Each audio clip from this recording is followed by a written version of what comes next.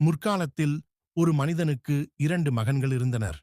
இளைய மகன் தன் தந்தையிடம், அப்பா, சொத்தில் எனக்கு வரவேண்டிய பங்கை இப்போதே கொடுத்து விடுங்கள் என்று கேட்டான். தந்தை சிறிதும் யோசிக்காமல் தன் சொத்துக்களை 2 மகன்களுக்கும் பிரித்துக் கொடுத்தார். சில நாட்களுக்குப் பிறகு இளைய மகன் தனக்கு கிடைத்த எல்லா செல்வத்தையும் எடுத்துக்கொண்டு தூர தேசத்திற்கு புறப்பட்டுச் சென்றான். அங்கே அவன் தன் பணத்தை வீண் செலவு செய்து ஒழுங்கற்ற வாழ்க்கை வாழ்ந்தான். அவனிடம் இருந்த செல்வம் கரைந்து கொண்டே வந்தது. ஒரு கட்டத்தில் அவனிடமிருந்த பணம் முழுவதுமாக தீர்ந்து போனது. அதே நேரத்தில் அந்த தேசத்தில் ஒரு பெரிய பஞ்சம் ஏற்பட்டது. இதனால் அவன் மிகவும் வறுமையில் சிக்கித் தவித்தான். பசியால் வாடிய அவன் அங்கிருந்த ஒரு குடியானவனிடம் வேலைக்குச் சேர்ந்தான். அந்த குடியானவன் அவனை பன்றிகளை மேய்க்க அனுப்பினான். பசியின் கொடுமையால் பன்றிகள் தின்னும் தவிடுகளைக் கூட அவன் சாப்பிடத் தயாராக இருந்தான். ஆனால் அதற்கும் யாரும் அவனுக்குக் கொடுக்கவில்லை. அப்போது அவனுக்கு ஒரு ஞானம் பிறந்தது. என் தகப்பனுடைய வீட்டில் எத்தனையோ வேலையாட்களுக்கு நிறைய உணவு இருக்கிறதே, நான் இங்கோ பசியால் செத்துக் கொண்டிருக்கிறேனே.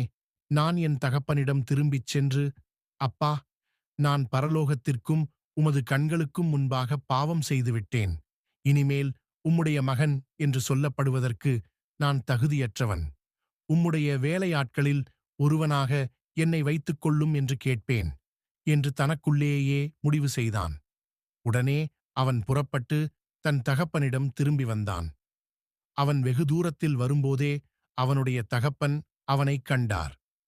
மகன் மிகவும் மெலிந்தும் களைத்தும் அழுக்காகவும் இருந்தான். இருப்பினும் தகப்பனுக்கு அவன் மீது இரக்கம் பொங்கியது. உடனே ஓடிச் சென்று தன் மகனைக் கட்டி அணைத்து முத்தமிட்டார். மகன் தன் தகப்பனிடம், அப்பா, நான் பரலோகத்திற்கும் உமது கண்களுக்கும் முன்பாக பாவம் செய்துவிட்டேன். இனிமேல் உம்முடைய மகன் என்று சொல்லப்படுவதற்கு நான் தகுதியற்றவன் என்று சொன்னான். ஆனால் தகப்பனோ தன் ஊழியக்காரர்களை நோக்கி, விரைவாக நல்ல அங்கியை எடுத்து வந்து இவனுக்கு உடுத்துங்கள். இவனுடைய விரலில் மோதிரத்தைப் போடுங்கள். காலில் காலணிகளைப் போடுங்கள். கொழுத்த கன்றைக் கொண்டு வந்து அடியுங்கள். நாம் சாப்பிட்டு மகிழ்ச்சியாக இருப்போம். ஏனெனில் என் மகன் இவன் மரித்தவனாயிருந்து மீண்டும் உயிர் பெற்றான். காணாமல் போனவனாயிருந்து மீண்டும் கண்டெடுக்கப்பட்டான் என்று கட்டளையிட்டார். அப்படியே அனைவரும் உண்டு மகிழ்ச்சியாக இருந்தனர். இந்தக் கதை ஒரு தகப்பனின் நிபந்தனையற்ற அன்பையும் ஒரு மகனின் மனமாற்றத்தையும் பாவ மன்னிப்பையும் எடுத்துரைக்கிறது.